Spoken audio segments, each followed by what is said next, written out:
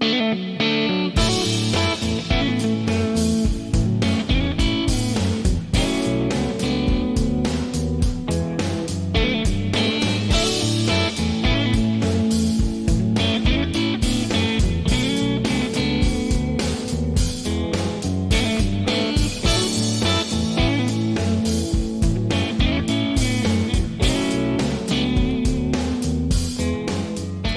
everybody doing today?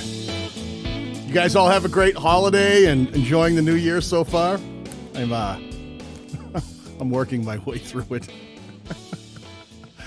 I haven't been on in a bit. There's been a lot going on my end. But today I wanted to take a second to talk to all of you about making video content for YouTube and trying to edit in a way that can look a little more professional. I get tons of questions about, how do I make things look cinematic? Or how do I get things to sound better? Or how do I get my video to look better? Well, the first thing you do is, make sure all your lights are on and everything's working. Are they? Do I look okay? Do I sound okay? Let me know if I've got any of this wrong. It's good to see a lot of you people there in the chat today. I saw Mr. Nick Niman became a member. That's fantastic. He's an up and coming youngster. I think he's got a future on the platform. Keep an eye out for him. I saw Mr. Phil Starkovich in here somewhere, the creator and former CEO of TubeBuddy. Good to see you, Phil. As always, Doug Hewson and my channel manager, Meg, are here to help. So many members in here right now. I was pointed out by Nick to me today that the channel membership links in the description don't work. YouTube's having a moment, so if you do want to become a member, you actually have to go to my homepage and click, or underneath the video live stream, the join button, you'll have to click that. But it's good to see so many of you out there. There's my man, Master Computer Guy. I love your information. Sajal, thank you very much. I appreciate that. Hello to Cook in the Weeds. Cook in the Weeds. It's like a double entendre right there. Yeah, that guy, right? So listen, one of the things that I think creators get confused on is or stumble upon and get hung up in the weeds is trying to get things to look a little smoother, make things look a little more professional. So I want to talk to you guys today about some things that you might want to consider. Some of these things you might know, and some of these things you might not know. But I want to give you some different ideas of how you can think about your content and create it in a way and edit in a way that might be that might make it look a little better when it hits the YouTube platform. You'll have to excuse me. I got sick before the holidays and I have lost my voice for the last month, which is the reason I haven't been creating. And it's the lingering thing. It took my voice away, and not COVID. I tested not COVID. I have all my shots and boosters, but this thing has been in my throat, and I'm trying to overcome it. So I apologize for any gravelly voice. And if I start to sound like this, I apologize. But hopefully my voice holds out. So I've been using Filmora 11. I don't know how many of you guys out there right now are using whichever video editing software. A lot of you know that I use Filmora or Movavi. I tend to try to work with simpler video editing software and try to get the most out of them because I like fast workflows. Nothing against DaVinci. I use that sometimes. Nothing against Adobe Premiere Pro. They're all great softwares if you need that many features, or if you're willing to spend the money and time on the learning curve to get proficient with them. But a lot of times for YouTube, I don't need all those bells and whistles for creating the kind of content that I make for the platform. So Filmora, Movavi, both great choices for me for doing straightforward edits that look solid, that sound solid, and have the kind of visual change-ups that I tend to put in most of my content to make them hopefully attractive to the viewer. So I've been using Filmora 11. I know it's not out yet. I did put a link on my channel, on my community tab, for anybody who wants to beta test it. There's a link on my community tab where you can go there and you can download it and start beta testing it. So it's a little flawed right now. They're working out some of the kinks. It is in beta, which means that they put it out there for people to try, and as some of the features, they get responses back like what's not quite working right, what needs a little more work. They're modifying it. They've already updated it once, so I expect there to be more updates before it's officially launched. But that's what I've been using recently. So that's what I'm probably going to be using today to show you some of the things that I'm thinking of for when it comes to video editing. One of the things I want to talk to you right off the bat is understanding your relationships of your aspect ratios. I get this question a lot, like how do I get like footage to look cinematic, or how do I do, what's the right 16 by 9 or 9 by 16, and how do I get things to look wider and smaller? As you probably know, most of us who are used to widescreen format is a 16 by 9, meaning like if you're looking at this video right now, pixel wise, the relationship of the width to the height is 16 increments versus 9 increments. So something like this video is 1080. So it's 1080 tall by 1920 wide. But sometimes people will ask me like, well, what if I want to make something more cinematic? The idea is you want to learn how to work with those aspect ratios in something like Filmora, which is pretty straightforward. You can actually go up in the under File, if you scroll down, this is on the PC version, and go to Project Settings. You'll see here that it has the ability to change the aspect ratio. You can do widescreen, 16 by 9, 1 by 1, 9 by 16, which is vertical video like a short or a TikTok, 4 by 3, 3 by 4, 21 by 9, or a custom setting. And I get this question a lot, like, well, it's a lot of people know how to click these and go, well, those are the presets. But there are some different options you may want to think about, like a lot of times when you make widescreen on YouTube, there's problems. 21 by 9 on YouTube, that particular aspect ratio does not allow you to use some features like end screens. It doesn't allow you to add end screens if you're over a certain aspect ratio. Even though you can put up a 21 by 9 video, which is cinematic, YouTube limits the features and doesn't allow you to add those end screens, which I think are important to get the viewer to watch another video. So if you're doing some editing and you're trying to make things look cinematic, maybe think about a different aspect ratio. 2:1 is a real easy, great aspect ratio. 2:1 fills the screen of a mobile device much better than a 9 by 16 or 16 by 9. If you ever take a 16 by 9 and take your mobile device and put a video from YouTube full screen, you'll notice there's still on 16 by 9, there's black bars left and right on your camera screen. So there's actually more room on the face of your mobile device that could be filled. So a lot of times if I want to do something that's slightly more cinematic, I'll do a 2:1. And then people say, well, where's the 2:1 feature, Daniel? I don't know where 2:1 is. Can you show me where 2:1 is? And the reality is you have to build 2:1 yourself. Let me see if I can do this quickly for you and show you what I mean. If you try to figure out 2:1, what you want to do is take into consideration, let me bring a calculator over here. You want to take into consideration what your initial aspect ratio is. Now, when we talk about aspect ratio, right, like this screen you're looking at right here, as I said before, the live stream you're looking at right now is 1080p. It's a 16 by 9. So the relationship of how wide it is to how tall it is 16 by 9. So 1920 by 1080. But if you're thinking about 2:1 and you still want to say, now we tend to use that second number, that 1080 number. If we were trying to figure out how to make something 1080 be 2:1, a little more cinematic, it's pretty simple. You take that second number, if we know it's 1920 by 1080, and all you do is take that 1080 number and say, this is some simple math here, 1080, and you want it to be 2:1, right? So just multiply that by 2, and that'll tell you that you want to have a aspect ratio that's 2160 by 1080. That's that 2:1. And the same thing works for like 21 by 9 or anything else that you're going to use, is just use the multiples that make sense. So if you're going to do a custom one, here you would say, okay, I want to do 2160 by 10, and you can unlock these aspect ratios. You can see that little button there locks them, by 1080. And now I've set it for a 2:1 aspect ratio. And if you look right here, I don't know if you can see it, it actually now says 2:1 right to the right of it. And I'll say, okay, that's actually what I want. And if you look now, you're seeing black bars to the left and right because can you see up in this upper right? Let me make this a little bit bigger. Can you see I now have black bars to the left and right? That's because my footage is 16 by 9, but I've just changed my project to 2:1, a little bit wider. Now there's some easy fixes. If I change that, I can right click on my footage in my timeline and say, oh, I know what I can do. I want to fill the entire screen of the project.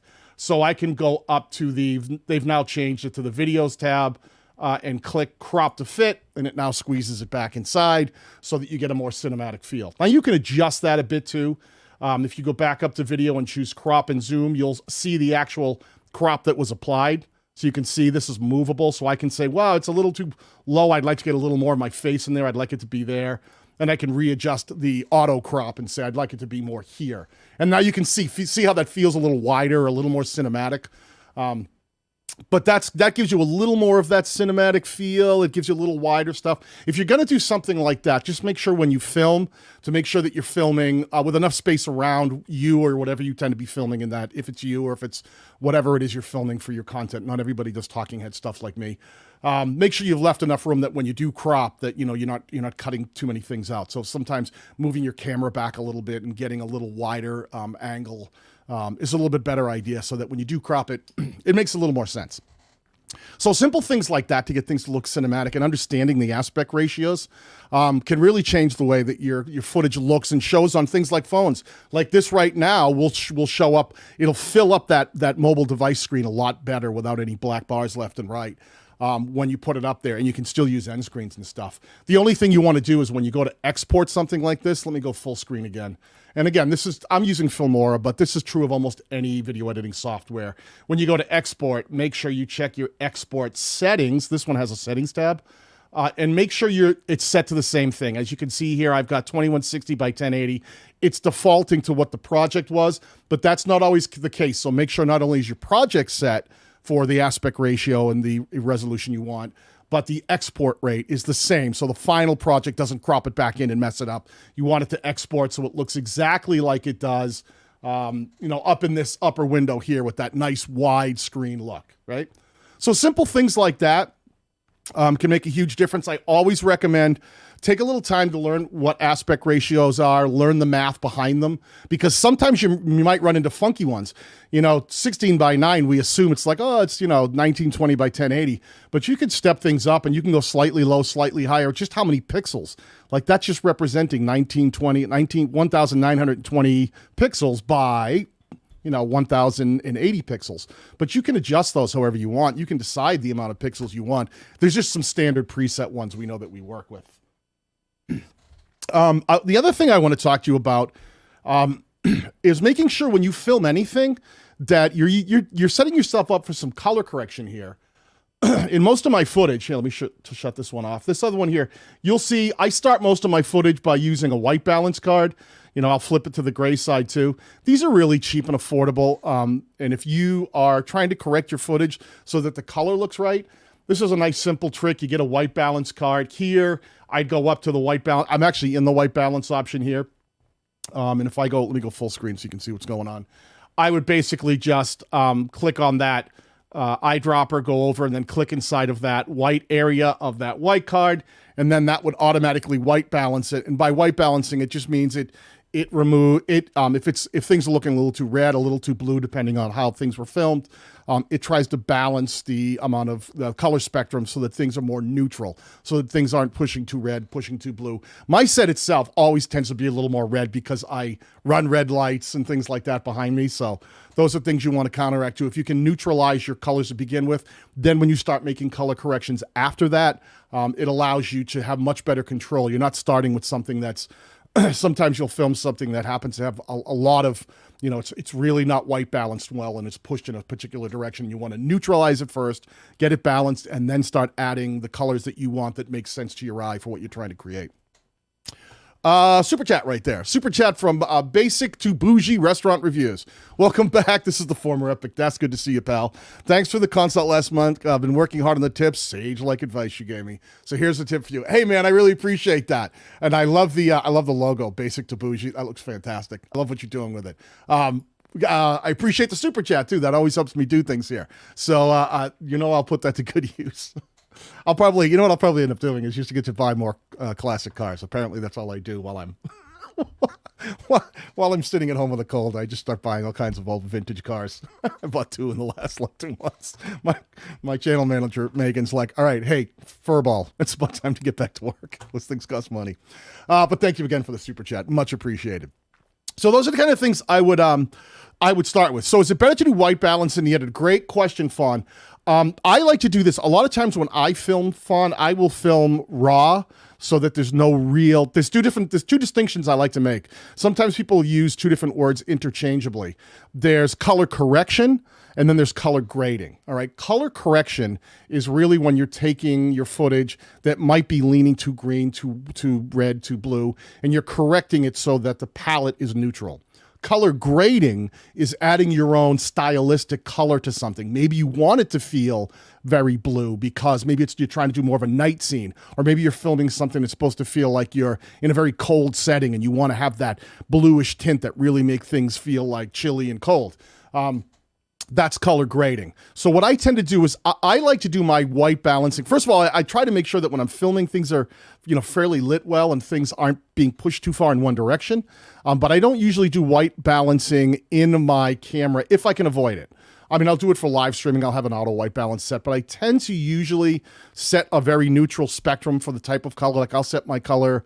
I'll do my white balancing for the camera. I'll just kind of set it for things like if I'm out in the daylight, I'll have a generic sort of daylight setting where I know I'm capturing the sort of color spectrum I would see outdoors in the sunlight.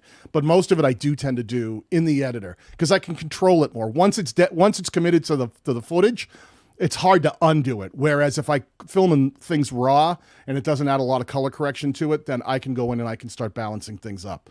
Good. That's a great question, by the way. Let's see. Just a couple of questions. Best settings for audio. There is no one best setting for audio.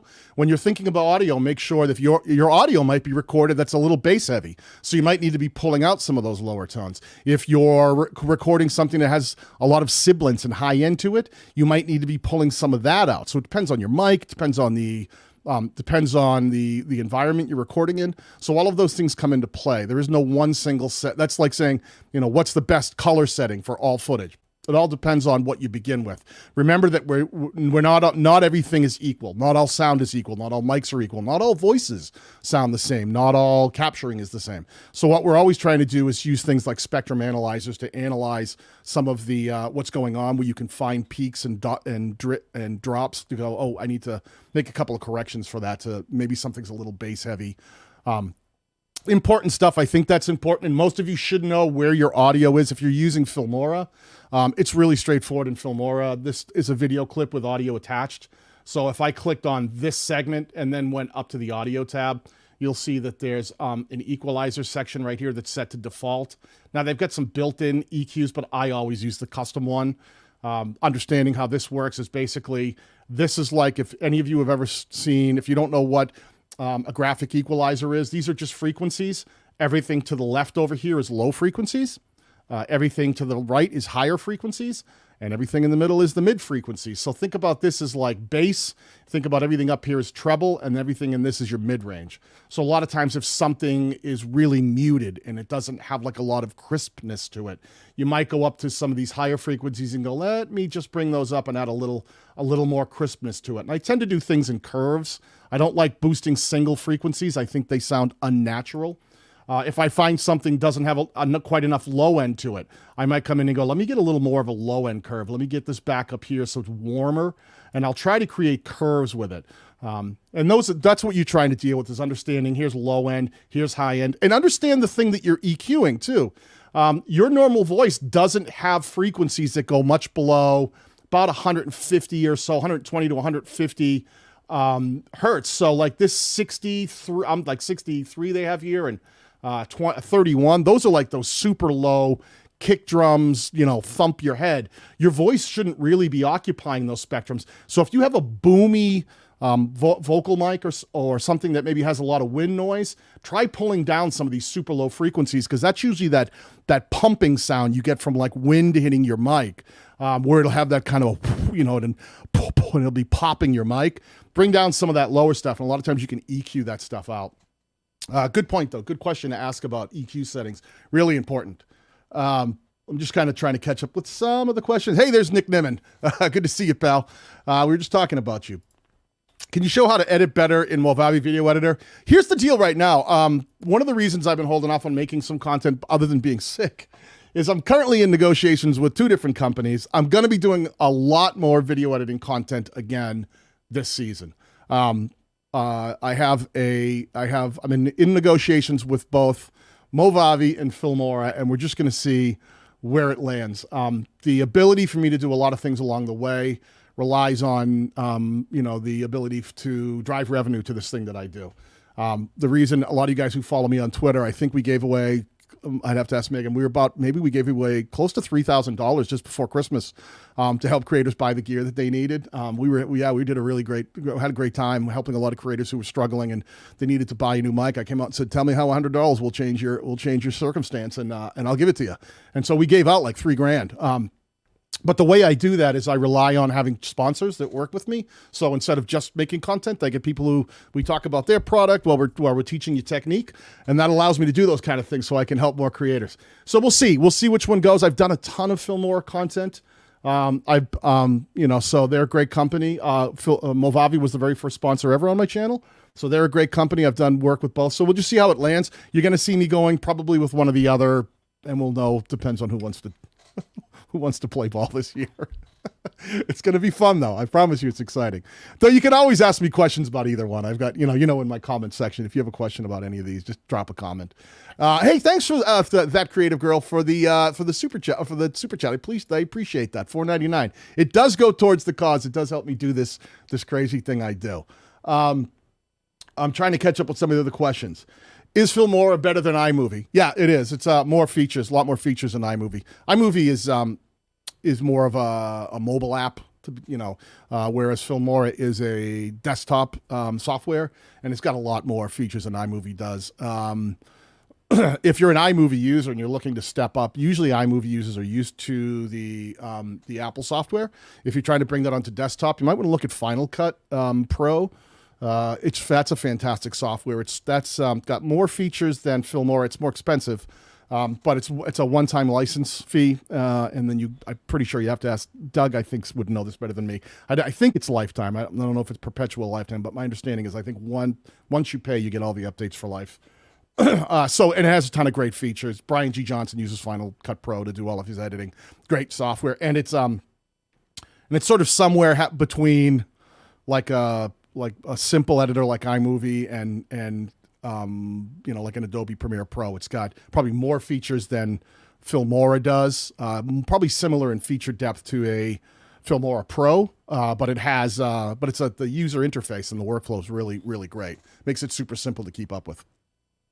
One of the other things I want to talk to you guys is once you're actually in and you're starting to put together content, a lot of times I'll do this. You'll see I have a piece of footage, like you can see me right here. I'm holding up my whiteboard, and then I'll fix my hair. A lot of times I'll come back in and I'll just clap. You'll see me doing this a lot. This is one of these things when I start my videos, I a lot of times record my audio separately. So even though my camera's picking up audio, I usually use a different mic to capture the content I'm doing.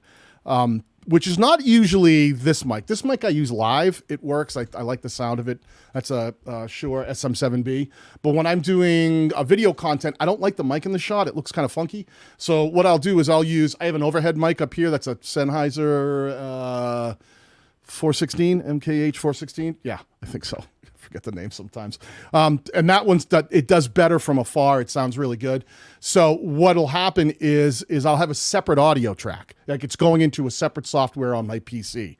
Now what happens is when I have my video track and then I have to bring in an audio track, I have to line those up. So in order to do that, I'll bring in that track. I need some spot in the audio that I can line up together. And the way I tend to do that is, let me see if I can go, I don't think I have an audio track for this, but what I'll do is, let me stretch this out a bit. I'll find that, let me get up here. I'll find that, I'll crank up the audio. See, so can you see those spikes? And if you even use your track manager, adjust track height right here. I can go to big. It makes it even easier to see the spikes. So now if you use that, you get bigger tracks. Now you can see more of these audio spikes. Do you see the waveforms? So a lot of times in my videos, I'll clap my hands just so I can get that happening. What you're really seeing, it's not that track is muted. It's actually the track below. So I'll often clap my hands. Let me see if I can show you to create. Let's scroll. Let's see. Can you see right here? See those 4 spikes? That's me clapping. Clap. 4 claps. Now, when I do that, that's a really easy trick that allows me, when I actually have my separate audio track that's recorded and it just looks like a waveform, I can bring that in and I can find those 4 hits and I just line them up, in the timeline, and that synchronizes my audio to my video. Now I can mute the camera mic, and the better sounding mic that I've recorded is now in sync. That's a really cool trick to easily get things to start. I know at the beginning I'm clapping, so I try to do it kind of like right when I start recording. So if I'm looking at my audio file and my video file, somewhere in the beginning there should be like 4 obvious spikes, and I can spot them really easily and go, oh, just slide the audio underneath the video track until those line up. You can even use your playhead as a guide. A lot of times I will stretch the footage way out, right? And I will put, that playhead right on the peak of one of those spikes, and then the audio track below it, which would be in a separate track, I'll have that same clap, the 4th clap, I'll make it line up right on the playhead. Nice and simple way to synchronize. People ask me that all the time, especially if you're using multiple cameras, maybe using different cameras. That simple trick also works for aligning your video, because if each camera has its own built-in mic, and you may not want to use that audio, you're using one main mic, but maybe a couple different camera shots like this. If you clap, what you can do is actually line up all of them together by looking at those audio spikes. And then afterwards, you can just go in, you can, like in Filmora, you would just right-click on your footage. You'd go up to the audio tab and you'd hit mute. And that now mutes it. So then now you're not going to hear any of this audio from this video track. You'll only hear the audio from the audio track that you choose. Real simple way to kind of get things aligned.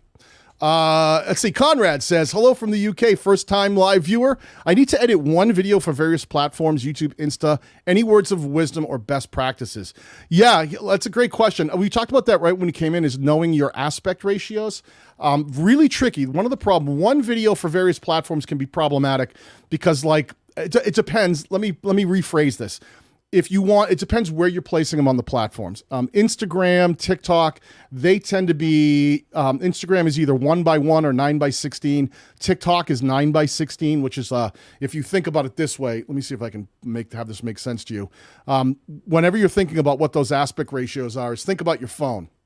All right, Conrad? So looking at your phone this way would be 9:16, right? It's the width by the height, right? Now, if turns it this way, this would be 16:9. Width by the height, 16:9. That's the widescreen version. So what you want to do is make sure that you try to film in the aspect ratio you're going to send those to. If you're saying you're multi-purposing it, that's tricky. I actually film. You can't really see them here.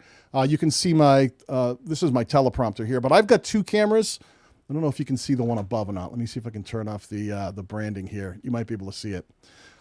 This is another camera right here. I've got a main camera that you're seeing in front of me. Obviously, there's a side fill camera, but there's a main camera in front of me. That's 16:9.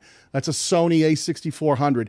I have the exact same camera with the exact same lens, a Sigma 16mm f 1.4, and I have it flipped up vertically. So anytime I'm filming content and I want to go to multiple platforms, I'll film at the same time. So I have 16:9 and 9:16 filming simultaneously. So then I'm not trying to crop things weird, because if you're going to try to get one piece of footage and send it to both platforms, here's a perfect example. I would probably push my camera way back so that I could have 9:16, but then I could still crop to, 16:9. That's this screen, but I could also crop it in and still get like a 9:16 and still have me centered and not make it look too cropped.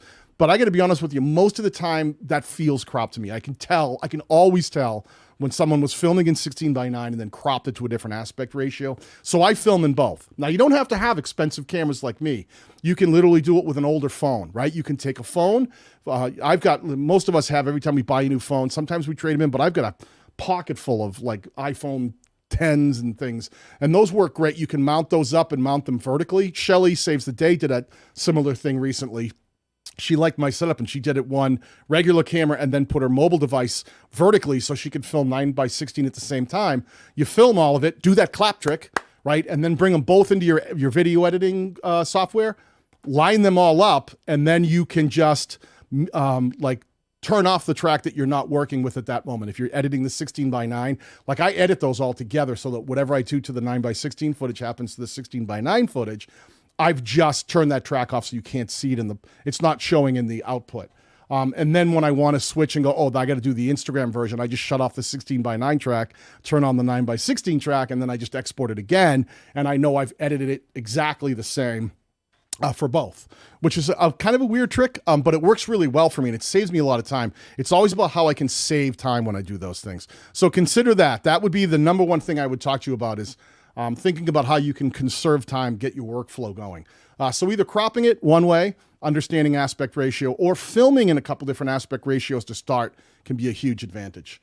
While we're talking about some of these things, films and making things work a certain way, let me try opening a different project here. One of the things I do all the time, I do this all the time, is using different types of cuts to make sure that my content flows the way I want it to flow.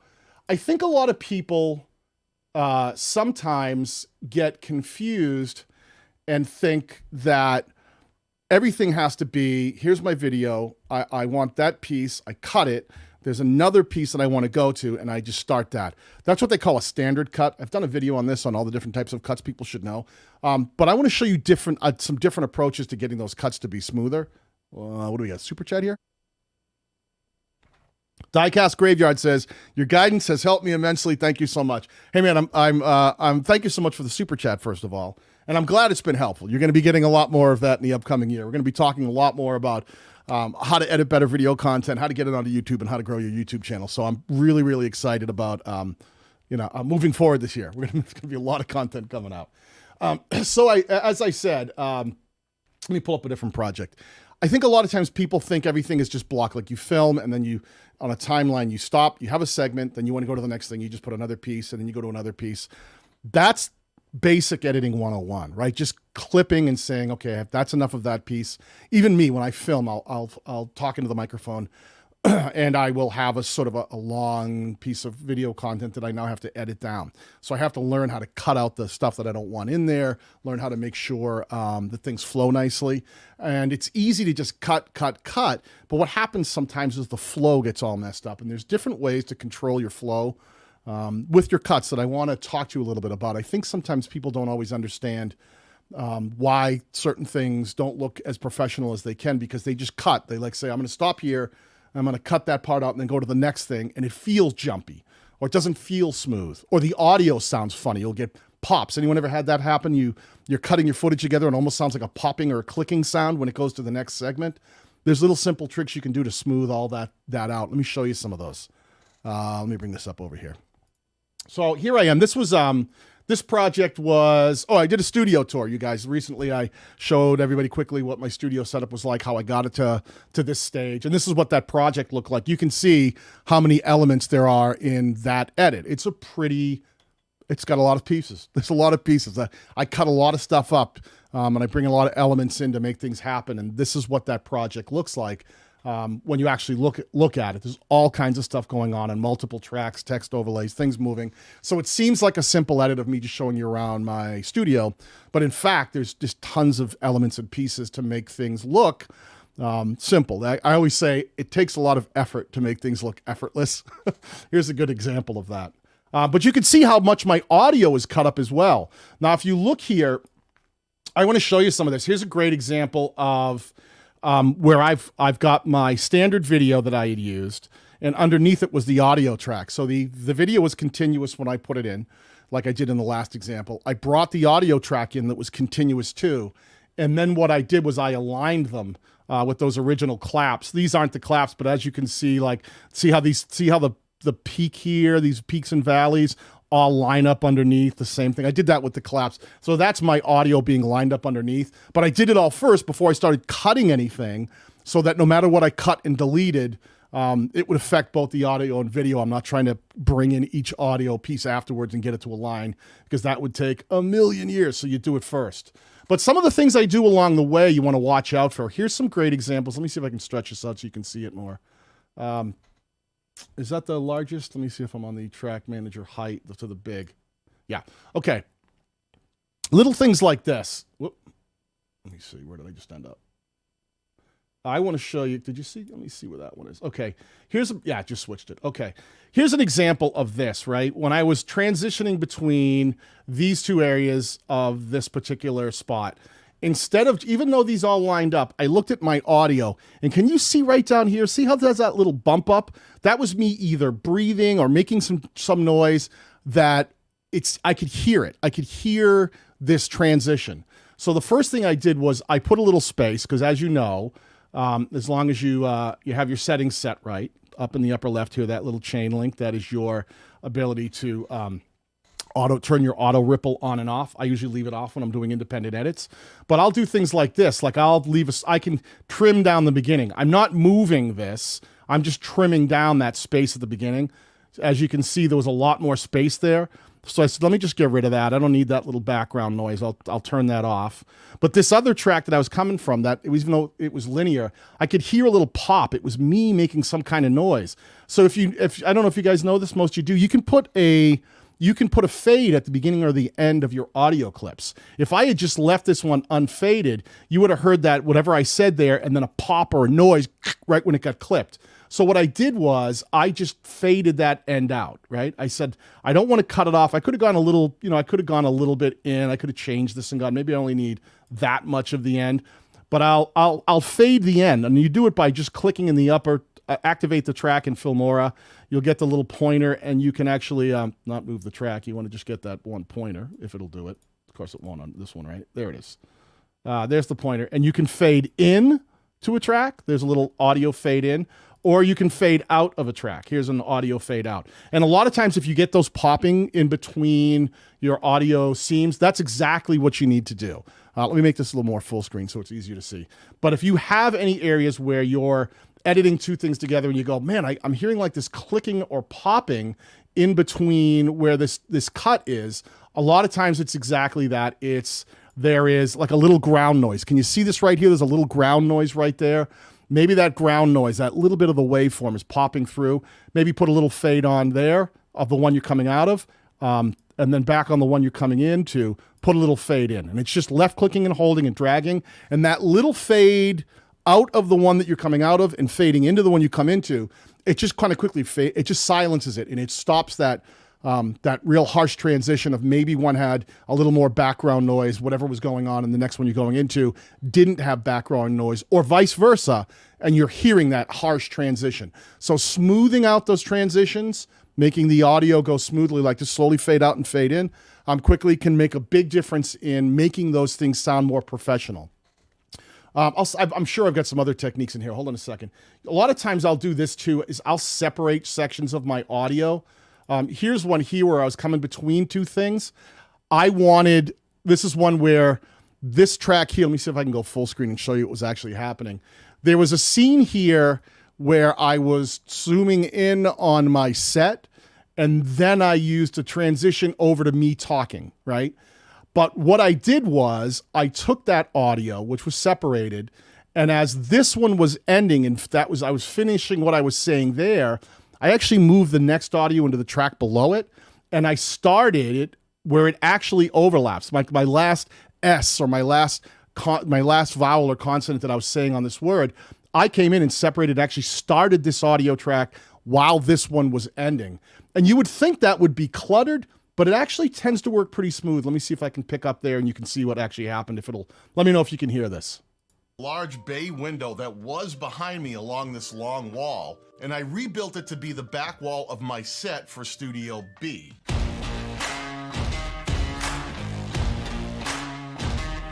Studio B is made up of so you can see there, actually, that was a music track. I was playing some music when I was showing the studio, and I wanted the music, the last note hit of the music, to actually play as I started, so I had my audio start in another track underneath it. To do that thing. I'm always cutting up music and changing it in a way that makes more sense to what I'm trying to create. So layering those things, don't be afraid to do that. Don't be afraid. Don't feel like everything has to be on one track and then you slice it and you put them all together. Slide things into tracks below, stretch them out. Sometimes I'll finish a word and I'll say something that ends in an S. Like I'm just trying to reassess, and that S needs to finish, but I have the next clip where I start talking, and I want the pacing feels like it needs to be closer.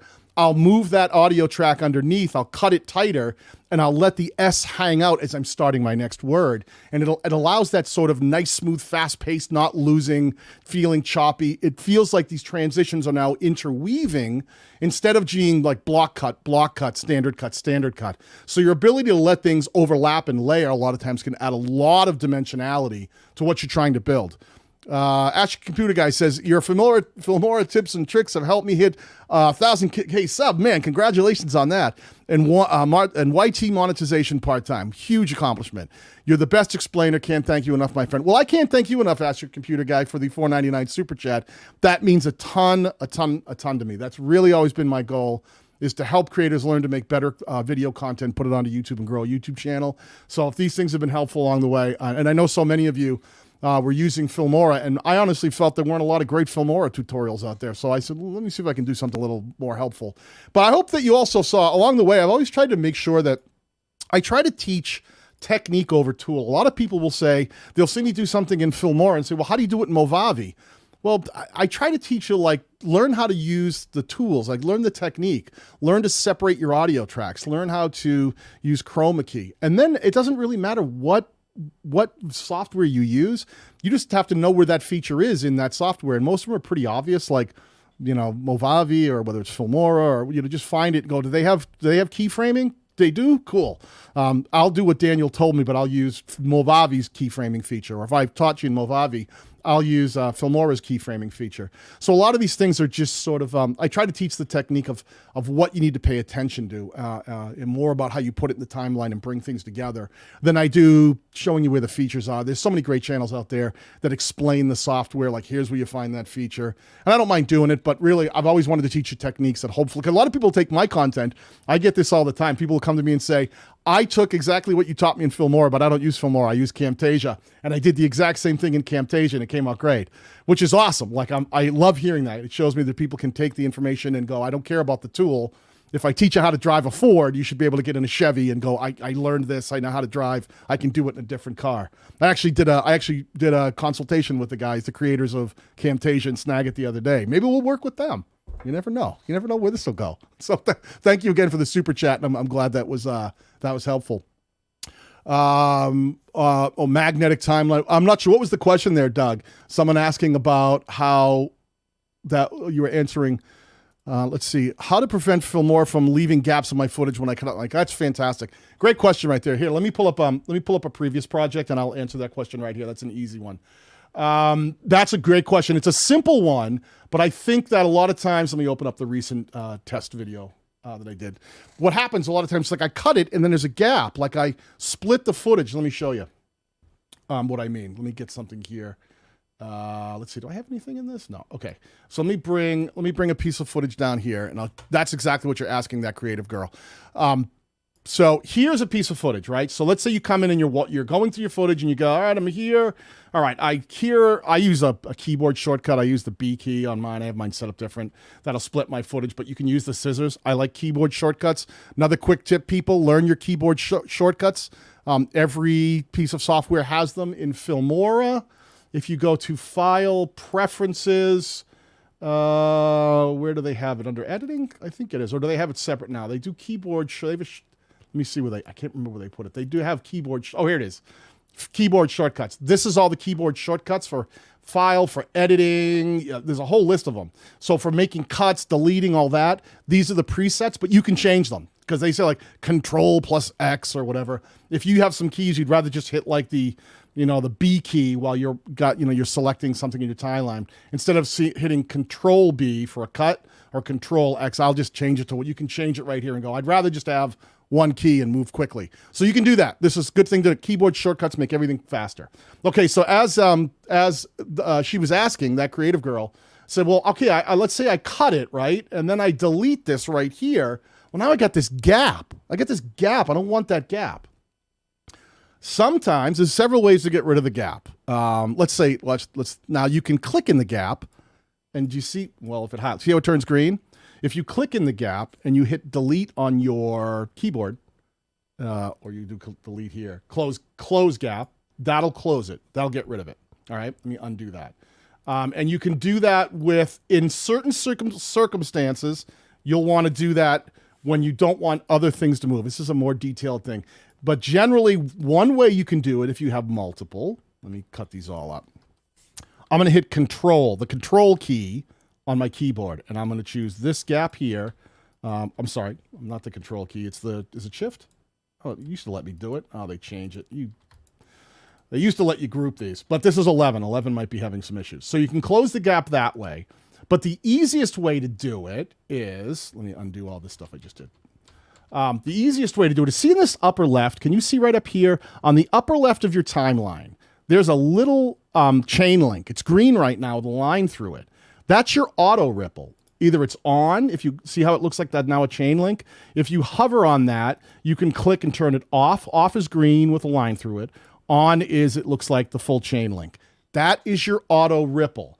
Auto ripple, what it will do is anytime you put a slice and you delete things in your timeline, it will close the gap. Let me select this piece and let me delete that. Boom, closes the gap, okay? If the auto ripple was off, I'm now turn it off, select that piece, hit delete on my keyboard, gap. If I turn the auto ripple on, select that piece, delete it again. Now you could either delete it by right-clicking and hit cut and pull it out that way, close the gap, or you can use a keyboard shortcut. Auto ripple, my friends, right up here in the upper left, really important. One thing you have to remember when you use auto ripple, though, if there's other things in your timeline that don't have a gap and you try to use the auto ripple to delete a section, if you have the auto ripple on, it'll only auto ripple where it can. Think of your timeline like a whole bunch of lanes of traffic on the highway, okay? Each lane filled with cars. Think about the rule being, if you're in a lane where there's a car ahead of you and you can move forward, if auto ripple was on, you're only allowed to move forward if all the other cars are allowed to move forward with you, okay? That's something you have to remember. If you need to delete, because it's trying to keep everything in sync. Because if you just moved one thing forward and it was aligned and synced with your audio and it moved it and closed the gap, it would take the audio out of sync, right? So that's why it won't let you do that. Think of those cars on the highway. Now, if you do want to move something forward and you don't care about the other tracks, you can either lock the other tracks, hit them lock, and then it'll ignore them. Or you can turn the auto ripple off and then delete the space. But just in general, when you're slicing and dicing, leave the auto ripple on, like it's on right now. Find the section you're going to delete. It's on right now. And when you go to delete that section, it'll close the gap for you. Super simple. Let's see. I'm just taking a look at the chat here. Yeah, absolutely.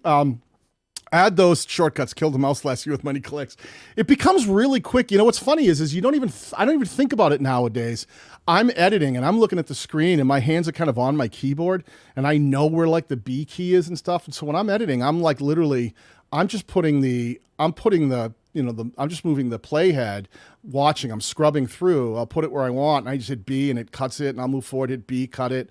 I have delete keys too. So like most of the stuff I'm doing is my pointer is just moving around the timeline and selecting stuff. And my left hand keyboard is doing all the edits, closing, things like that. And deletes and things. I love keyboard shortcuts. If you have to keep opening up like the mouse menu, right click, open the menu, find the thing, that will slow your editing down a lot. And that's a lot of the reasons people don't like to edit, because they see some of the stuff I've shown. They go, that seems like it takes forever. And I'm like, it just feels like it, but it actually doesn't. Most of the edits I do, I spend a lot of time on edits, but mostly because there's so many tracks, but because I do heavier things. But simple editing techniques are very fast. Quick clips, aligning things. That all happens in 5-10 minutes. I can get all the stuff, the bulk of my edit put together and trimmed out. I spend far more time doing text overlays and things like that. Speaking of which, let's talk about that for a second. And I am watching the chat, Megan. If there's any great questions in that I miss in there, feel free to put them into the private chat so I can pull those up. Let me talk to you about using things like text. I think that's another thing. People forget that there's depth. Depth, not only in things, I've talked about this a lot in thumbnails, but video more than anything. Think about depth. I see a lot of times people will take a project and I'm going to put text over this. I'm going to do my text overlay. And they'll just put it over it. So now you have no depth because it's like the image and then text over it and they kind of fight with each other. Depth is really important. Now in a regular camera setting, can you see my set right here? Notice how I'm kind of in focus, right? You can see me, I'm pretty clear, but look at the stuff behind me, including the really cool, Harrison Ford original cast from the guy who actually did the casting for Han Solo and Carbonite. I love this. He just sent me that. I'm friends with one of the guys who worked on Star Wars. Enough bragging. Nick Maley, thank you. It was very nice of him. See how that's kind of blurred? Like if I move back, my camera will auto adjust as I get closer to the background. And watch, like try to read, like watch how fuzzy this license plate is, right? Now when I move back and the camera loses that depth of field, right? See how you could read the words on that license plate better? Because the depth of field, it's keeping the background blurry. Let me just quickly pull this up here. There's my friend Deborah Quilter. Love keyboard shortcuts. Avoid the mouse. Thanks, Daniel. Yeah, I love it too, right? Multiple hands. It's probably less. Is that a repetitive strain injury thing too? If you get two hands working instead of one, doing too many? maybe there's a tip in there, Deborah. Thank you for the super chat, Deborah. That was very kind of you. Yeah, so think about that. See how the camera naturally, like I spent a lot of time building the studio so it has depth, figuring out how close I need to be to the camera to make sure the background blurs a lot. Think about those same things. And like in life, that really happens. When you're looking at somebody, look at something right now. Everybody who's on a mobile device, pull up your mobile device and hold it close. If you're watching on your mobile, put it close to your, kind of close to your face so that you can see me and what we're doing here. But in the periphery, don't change where your eyes are looking at. But pay attention to your peripheral vision. Notice how everything that you're not focusing on is probably blurry. See how it's all the stuff around the edges of whatever is going on is a little bit blurry. It's out of focus until you turn your eyes to it. Everything has a soft blur. You in life, naturally, the way we see things, when we focus, our eyes focus. So when they're looking at something in specific, whether that's far away or close, it tends to create its own depth of field and it will blur out. If you look at something far away and in the periphery, something's close, it will look, if I'm looking past, this mic looks a little blurry to me until I look at the mic and then it's clear. And now the things around it are blurry that are farther back.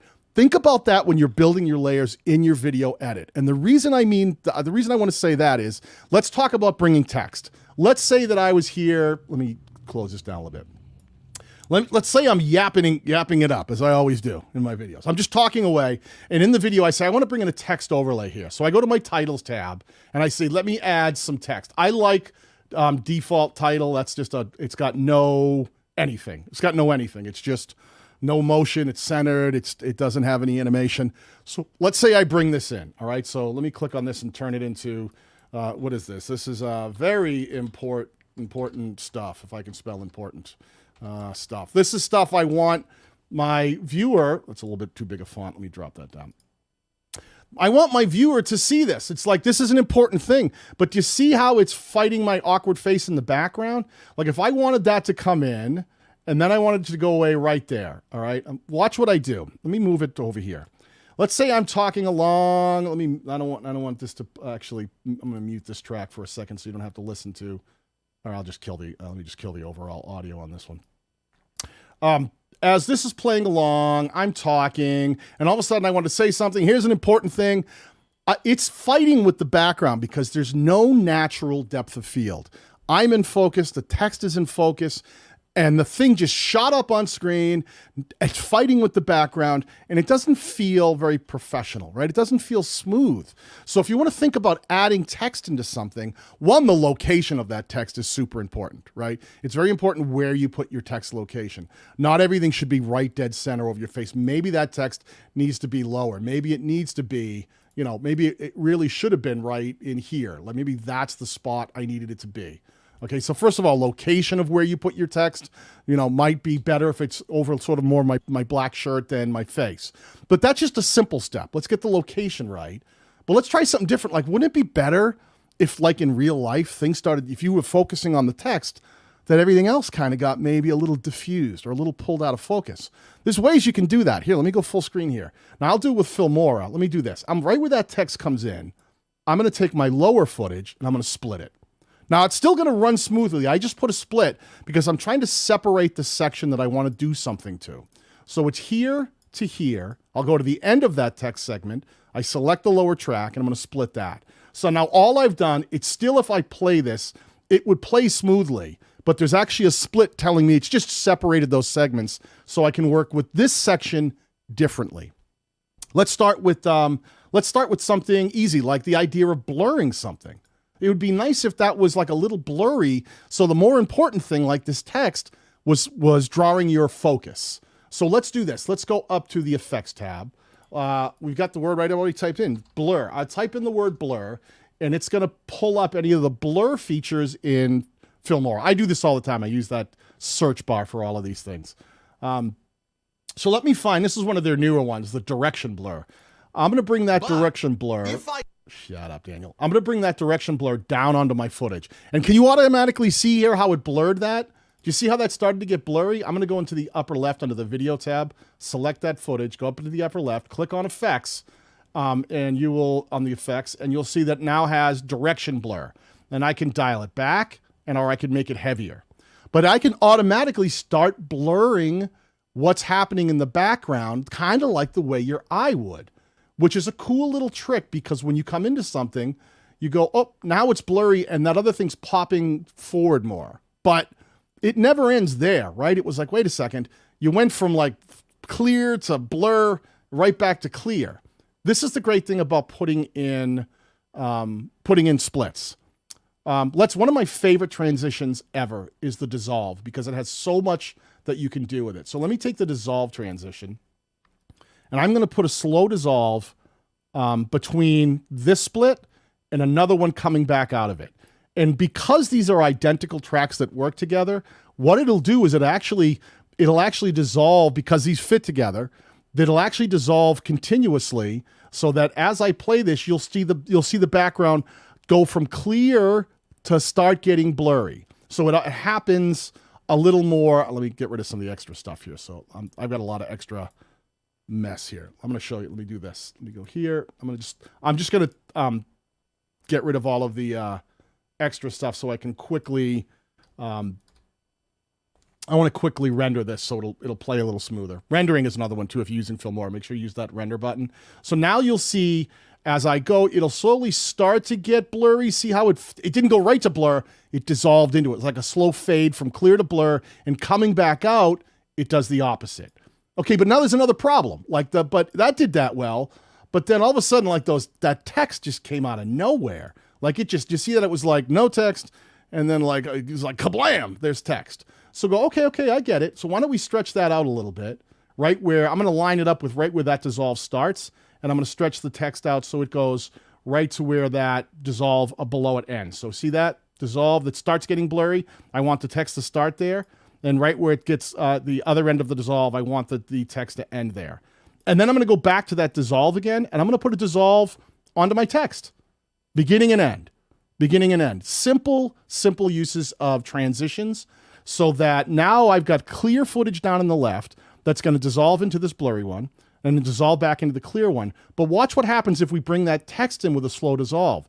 Now you're going to get this nice, smooth, slow thing that came in, brought attention to the words. I'm still in the background. And then as that goes away, my footage clears back up and it goes back to being crystal clear. Now, one thing I could do even beyond this, I went, you know what? I think it's still too bright in the background. Watch this. I'm going to take that center piece of footage. You guys still with me? I'm going to take that center piece of footage. Let me stretch it out. And what I'm going to do is I'm going to double left click on it. In the upper left, I'm going to go to the color. See the color tab? And I'm going to come down to tone. Tone is your third option down. And in the brightness section, I'm going to make it darker. I'm going to pull that so that it's a little darker. Maybe let's go somewhere about here. All right. Boom. All I did was take that and darken it up. I've already got my dissolves in place. It's going to go from the very clear, brighter section to now what is a blurry section that I've made darker, and then back again to the clear. But making that a little bit darker, watch what happens. Text comes in, I get a little blurrier, I get a little darker, I let the text jump forward, and then maybe it pops again, all right? So these are simple ways that you can take something like a text overlay, and instead of just going like bam, and it fights and there's no depth, bring it in with a dissolve. Dissolve is a great little transition. Use it on text. Use it in between pieces to get things to go smooth. Don't be afraid to create depth. Take that section and blur out what's going in the background, right? Make it a little fuzzy. Make it a little darker, right? You can even go more to black and white. You could decide you could do something like, let me show you this one. Let's try something completely different. Let's say I want this to be, I want that section to actually go black and white. So we could go up to, let's double left click on this in our timeline, the media tab, if I can find it. And we can do color, and we can do LUTs. Here's the LUT option. I'm going to add black and white film. So that now takes this section that I had here, and it's pulling the color out of it. So I'm now going to here, and it's going to go to black and white, all right? So you could do something like that. Well, there's my LUT. I'm not saying this is the perfect thing to do, but I'm showing you different options of thinking differently when you're trying to make something, do something differently. You could decide to go, oh, I'm going to go from the color to let this pop forward and then just really focus on the text and then have it come back to color. I do that's one. So it basically it's dissolving from a full color to a fuzzy black and white and back to color. Maybe that's not what you wanted to do. Maybe I'm going to get rid of this LUT. Maybe what I wanted to do is just desaturate the color. Maybe if I click on that and I go up to, let me do this. I can go up here and in the, let me see, I think does the tone let me do it? Yeah, saturation. So back up here where I pulled the brightness back, let me pull back also the saturation. So there's not quite as much color. It's not full black and white. It's just I'm pulling the color back, the saturation of the color. And say, okay, let me try that. Just a simple change, trying to create depth. We're trying to create that depth. So now instead of me talking and this text just popping in your face, now I kind of like get fuzzy, it blurs away, the color goes back. All of a sudden the text is now more visible, it stands out a little bit more, and then it goes away and I come back into focus. Really, really simple editing that didn't take a ton of time, you know. I was just playing around there. You might spend 5 minutes just to get something to be a little more professional, a little smoother, a little easier on the eyes, because when things just jump on and jump off, it feels like someone just learned that feature and went, I know how to put text on. Okay, see if you can figure out a way to bring that to the next level. See if you can make it a little more powerful. Play around with the way that things move in and out so it's smooth. It's not visually stirring for the viewer. My friend Dave from the Dave Cave says, I really need to get a good editing software. All this stuff in keyframing and in Shotcut takes forever. Yeah, you know, I mean, pick one you like. Movavi's got great. Movavi had keyframing long before Filmora did, but now Filmora's doing it, and they've done a great job with it. They have pretty strong keyframing. For those of you who haven't seen 11 yet, they're moving the keyframing into other features now. Like they now have audio. I'm sorry, they're moving the keyframing into things like the speed and duration. If you want to do speed ramping, Filmora 11 now has a speed ramping feature so that you can dial how quickly something slows down in the speed, because, you know, actual time mapping where you can go, I want this to go from playing at normal speed down to half speed, but I don't want it to just go full speed to half speed. I want it to feel like it's going woo and slows down. They now have the time mapping feature in here. They call it speed ramping, which is kind of right, but it's a time mapping feature, which is kind of cool. So that if you do want to take something, let me see where it is. I think they call it, speed. Here it is, speed ramping. It opens up this, you can say, I want to custom speed ramp this. And what it does, it has these points up in the left, you can see here, where you can go, okay, I want it to go full speed. And then in the middle, I want it to drop down to, half speed and then slowly come back up. So you can control that speed ramping thing, which is kind of cool. They're still working it out. We'll see how that plays out, but that's a cool new feature. It's something people had asked for, and they started to put into 11. So we'll see once it's all done. But that keyframing, the ability to do things like that, super, super important. I like the keyframing on Filmora. I think it works great. For anyone who doesn't know how to use it, excuse me, any video segment, you can just click on it, and in the upper left under animation, you click on the customized animation. Wherever your playhead is, that's where you can add a keyframe. Let me add one here. So that's telling me from the beginning of this clip to that point, it's going to keep my video right where it is, where you're seeing it. But let's say I get a little farther in the scene and maybe I wanted this to shrink. Maybe I wanted to do a picture-in-picture thing, right? And I wanted that to go down to here. Excuse me, pardon my cold here. You can see my voice is trying to stay in here. I just move it. It automatically adds the keyframe, and now that will shrink down. So that's a great, easy way to do, like if you want to do that sort of picture-in-picture thing and you had another track below it that was playing something. Quick 2 seconds, keyframe it, move things around. You can get your video to do whatever you want. You can also stretch it and skew it. This is a cool thing too. I use that sometimes just to do different type of effects. Let's say you want to start your video and you want to feel like it's opening up. That makes sense? Oh, you know, like eyes opening up? Here's a great way to do it. So let me go to this beginning piece of footage here. Let me show you this little trick. And there's a cool way to just play with keyframing to do something a little different. Let's say this is the beginning of my video and I'm just coming in and here's Daniel yapping, right? I'm just talking like, man, it would be cool if you could start that cooler. Click on that first piece of footage, add a keyframe. See, that now tells it anything to the right of that is going to stay full frame. Anything to the left of that is going to stay full frame. But I want to do something different from the beginning to that reference point. Let me move the playhead back to the beginning and watch this. I'm going to grab the bottom and I'm going to shrink it up about halfway. I'm going to grab the top and shrink it down. Look at me, short and fat. And I'm going to shrink that all the way down like that. Okay. Now watch what happens when I do this. This isn't like a cinematic bars opening because I actually squashed the footage. But I can go like, here's something, boom, it opened up. It kind of creates your own kind of custom animation. You could do that horizontally, vertically, whatever feels right for you. But little keyframing tricks like that are really simple ways that you can make things interesting. Let me show you a really cool keyframing trick that I get asked a lot about. I do it all the time. A lot of times I'll do this. Let me say, oops, sorry. Let me say, I'm going to just stretch this out so I can see more of what I've got going on here. I'll bring things into the frame a lot of times, right? Like what we were talking about. Let's say you're going to add an image. Let me find an image to add in here. It can be anything. We don't have any. Let me go back and see if I can find something from wherever. Channel art, logos. Let me go to desktop. I must have something in here. Okay. Here's one of the new cars I just bought. Let me bring that in. Let's say I wanted to talk to you guys about this cool new car that I just bought and I want to show you, like, right?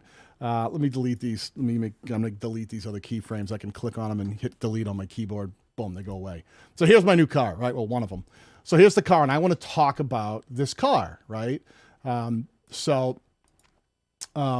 I have it come in like, let me do this. This is that car. I'm going to do this.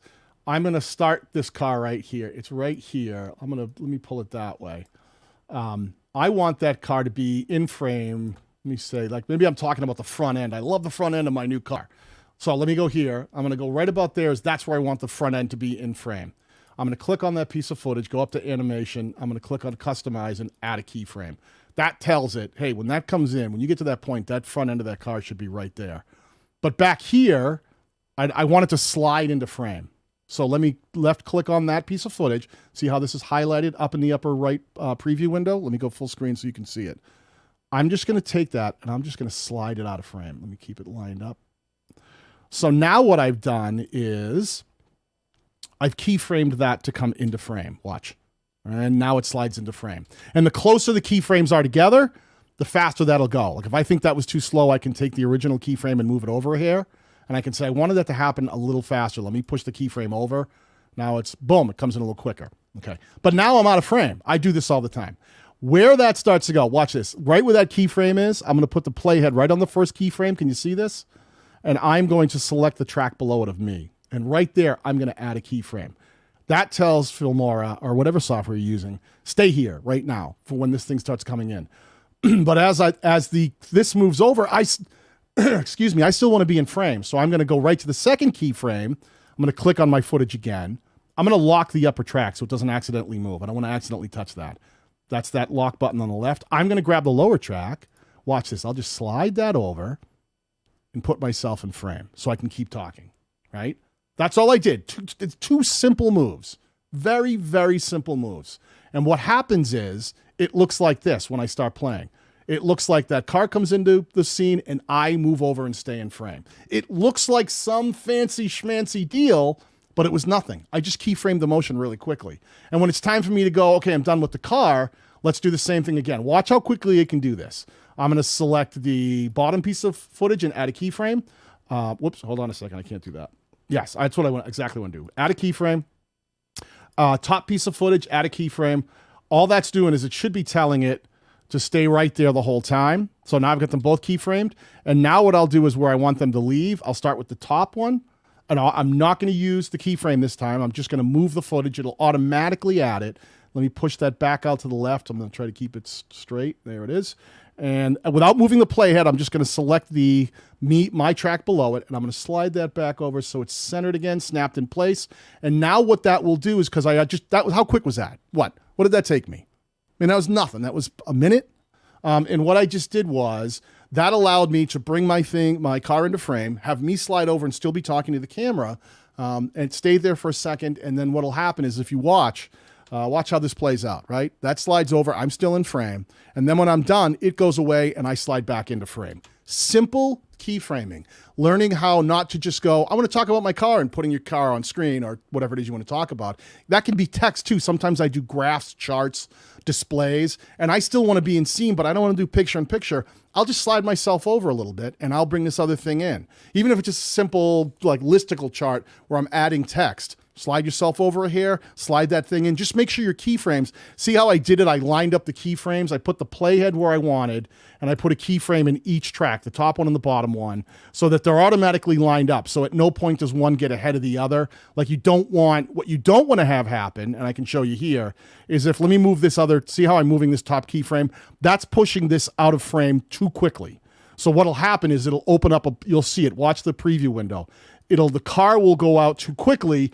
And did you see that little gap? Do you see that little gap of black right here? See that black? Because it got ahead of it. So you want to make sure when you're doing this that your keyframe lines up so that the motion you don't get the car moving out or whatever element it is and getting ahead. Everything looks like it's lined up perfectly and it all works out. So real simple tricks like that, thinking about how you can display something a little different, how you can move something a little different. I think sometimes people just think like, oh, I'm just going to put something on screen. It's a picture of this. And I'll do things like that. And people go, how did you do that? Like what transition is that? I just keyframed it. And it's really fast. Just move things around because it's just, your display window is everything you're seeing. So if you want something to slide over and something to slide in, do that. Keyframe it. Move. Just remember how to use the keyframing. You have to drop a keyframe to tell your video editing software, stay here for this point, and then go to here, and then start again and move in another direction. What was the question? How did you add a keyframe in a keyframe? How do you add a keyframe in a keyframe? I don't know if I understand the question, my friend. You're not adding a keyframe in a keyframe. You're adding a keyframe after a keyframe. So if I'm here, this is moving. You just have to think keyframes are just, they're pieces of instruction. So all these keyframes did, if you look at the top track, I just told that car, I told Filmora, hey, that piece of footage should be over to the left. And as you scroll through the timeline, when we get to here, I'd like that footage to be to the right. And it fills in the gap. So how do I add another keyframe? Like I can physically click on the footage and up here in the upper left, I can say add a keyframe. But it'll only do whatever the thing's on screen. It's just telling it to remember where we're at.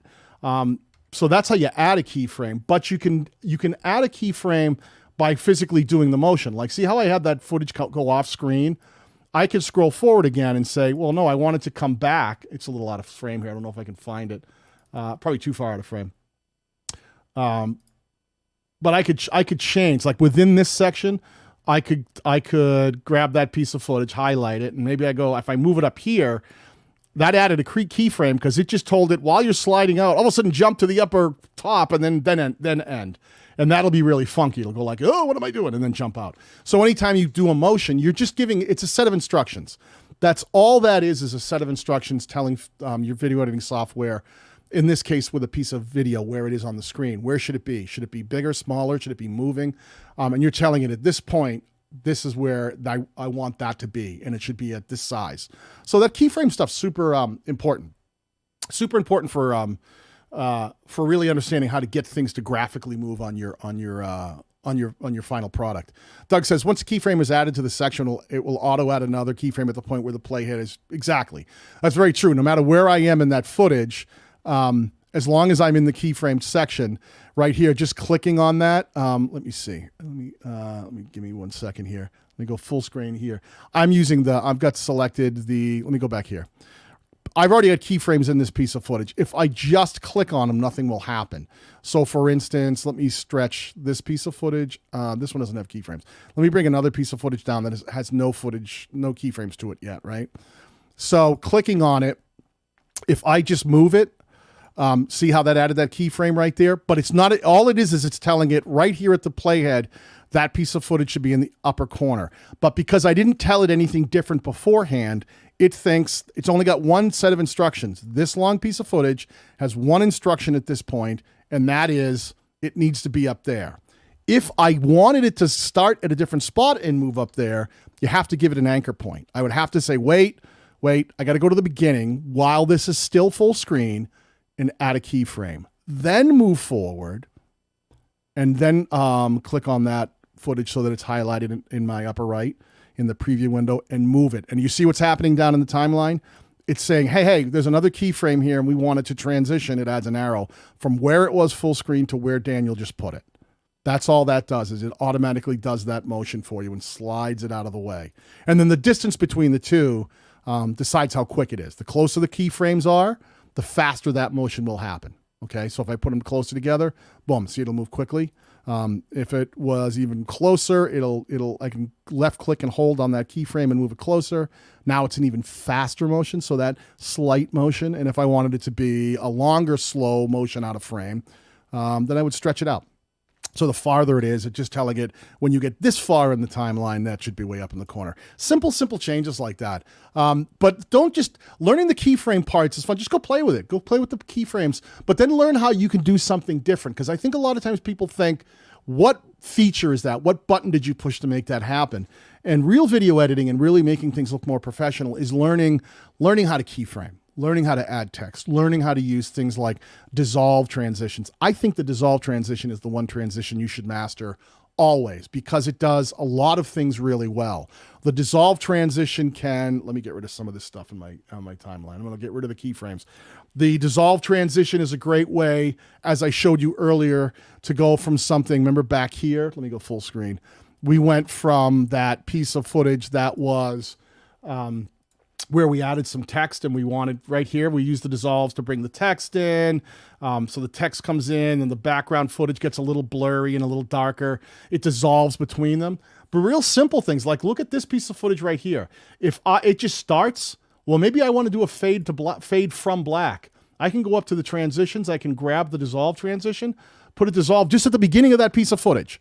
Now what that will do is because there's nothing for information here, it'll slowly dissolve from black and bring me in. I do this all the time. I dissolve into my footage so it doesn't just start right on your screen, brings it in slowly. That nice fade from black or vice versa, bring a dissolve to the end of your footage and when you're ending your footage, it will slowly fade out and give you that see you later thing. Fade to black, fade from black. Very cool, simple things that you can do to make your footage look a little cooler than it might look already.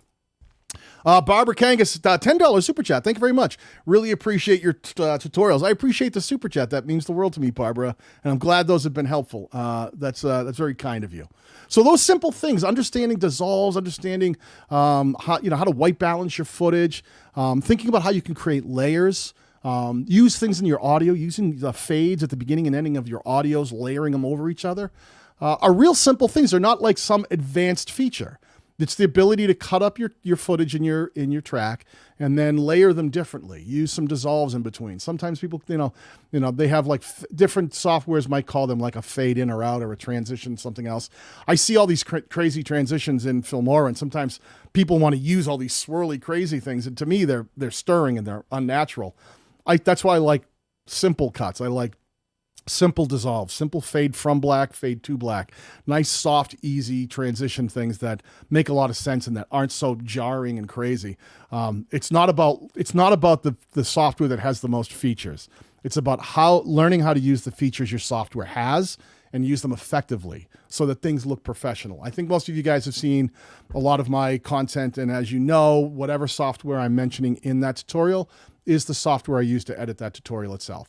So I don't typically, people say to me, oh yeah, well, you probably used Adobe to edit this tutorial. And I don't. If I'm talking about, Filmora 9, I was using Filmora 9 to edit. If I was talking about Movavi Editing Suite, I was using Movavi Video Editing Suite because I think it's authentic. I want to, if I'm showing you how to use it, I'm actually using it as I make that tutorial. And they all have different features. Again, everyone asked me that question, which is better, Movavi or Filmora? Which is better, a pickup truck or a sedan? It's like, what do you need it to do? They're not the same. They have different features, and it depends on your style. So finding a video editing software, one that has the features you need, and I think that people think they need more features than they do. Casey Neistat uses very few features when he edits his videos. Even guys like Peter McKinnon doesn't use a ton of heavy edits. He's a great editor, and he's got a team of guys around him that are great editors. He works with them now. But you know, they don't, if you ever watch their videos, it's just great color correction. It's great filming. It's great timing and pacing. There's not usually crazy like, oh my God, he removed the background and had a spaceship crash. It's none of that. It's simple stuff. It's making the pacing and the structure work right. It's getting the color grading right. It's getting it right when you capture on camera. It's getting your lighting right. You know, spending a lot of time with your lighting can be everything. I can't tell you how many decades I've spent making sure, you know, if the lighting isn't right in here, things get bad quickly, right? It's all about learning the right ways to light things so that they work, and learning to control, you know, things in the background here so that, you know, they're not always, well, one candle doesn't, so he's going to ignore me. So I don't need you. Like little touches, like just making sure I get some candles that kind of light up the background. I actually have a light above me. There's actually a little blue light right above there. If I turn, you know, that one's that blue, and there's another side fill light that I have side fill light right here, right? So when I turn that on, it brings a little cast of white on this side to help fill out my face, because if it's not, it's a little darker. It brings a little more light here, and then it also turns on the blue behind me to help illuminate a slightly different color. So just layering your lighting out, making it work the way you want when you're filming. A lot of it's all about filming and getting the filming right. And then when you bring those pieces into your video editing software, is really thinking about the structure and how you put them together. Create a flow. I think a lot of young creators and video editors have trouble finding their own flow, and that's your voice. You're going to find that by learning the features, learning the tools, and applying them in a way that is unique. You will have your own voice. Anyone in the world can learn to play guitar, but it's rare that two guitar players will play the same way, right? They have distinct styles. And I think same thing is true with video editing. We develop our style as we learn how to do technique, not features. Forget about features. Technique, learn technique. And then as you choose to apply your technique, you start developing your own voice and your own style. And people start recognizing your content because it looks a certain way, it feels a certain way, it sounds a certain way. And they start feeling that flow. And that's the kind of thing I really want all of you to spend some time thinking about as we go into 2022. Ploppy54 Gaming, thank you for the €2 super chat. Thank you for the stream. It's been really helpful. Hey, I appreciate you saying that, my friend, and I appreciate the super chat. I hope it was. I'm going to be doing more of these. I'll get back into my live streaming schedule. The goal here should be, you'll probably be seeing one or two, once we get everything locked in. I'm going to try to get 1 or 2 tutorials a week and then a live stream on the weekends. That's the pace I'm going to get going at, because this year, I really want to get ahead of this. I want to be talking about how you guys can be making better content, getting it onto YouTube and growing your YouTube channels. And I'm going to be working all aspects of that. So you're going to see a lot more content from me, live and edited stuff. So I'm going to be around a lot. We have a little more structural stuff to do with some of our sponsors, which hopefully will get wrapped up soon. And you'll see the stuff start pumping out. But at any time, go into any one of my videos. I say this all the time, go into the comments section. I don't care if the video's about whatever. You know, go in. If you have a question, whatever video you're on, just go ask it in that comment section. Don't feel like your question has to be pertinent to that video. I don't care. For me, they all just show up as comments in my YouTube studio. I don't care which video you put it on. If you get a question, if I can help you, I'll help you. Ask it wherever you feel like asking it. Don't ever feel like, well, this isn't really relative to this video, I shouldn't ask it. I'm not that kind of creator. I'm here to help. So if I can answer a question, if I can help you with something, please feel free to reach out and ask. As I said, I am using Filmora 11 on my community tab. There is a link on the community tab to sign up and download it and start using it, beta testing it now if you're interested. It seems to be running fairly smooth. There's a couple glitches. It'll be getting better. They've already put out a second version of it, 11.1, which is kind of cool. So, if you want to go try, if you have a license, you want to go try it out. It's pretty cool. Brown and Beachy, Solo Traveler, $5 super chat. This was priceless. Thank you so much. I really appreciate that, Brown and Beachy. And I've noticed you are now a channel member. Do me a favor. If you go over to the memberships tab of my channel, after the stream is done, you will see on the memberships tab, it has dropped on a list of features and things you can access now. One of those things, if you check the menu, is a link to our private Facebook group. Make sure that you go over and ask for to be admitted into that group, and make sure that you put your name of your YouTube channel or your channel URL, because sometimes people's Facebook names, if you don't have a Facebook account, it might be your personal name, and we have the channel manager lines them up. So I want to make sure it says, I'm Brown and Beachy Solo Traveler, and we'll get you right in. Great. You'll love that group. We'll love the group. Great for learning video editing and how to grow your channel. Burlap Studio, $5. Thank you, sir. No, thank you. I appreciate you hanging out, and I appreciate the $5 super chat. It really does help me do what I do here. It really, most of this money, as anyone really knows, goes right back to the community. I tend to give a lot of stuff out and try to help creators. And here, if you're not following me on Twitter, please do. That's another place where we engage in a lot of this stuff. But again, I hope that was helpful. I appreciate you hanging out with me today. We'll be doing this again soon. I hope you guys enjoy your week. Get out there, start editing, start filming, have fun, and I'll see you guys out there, all right?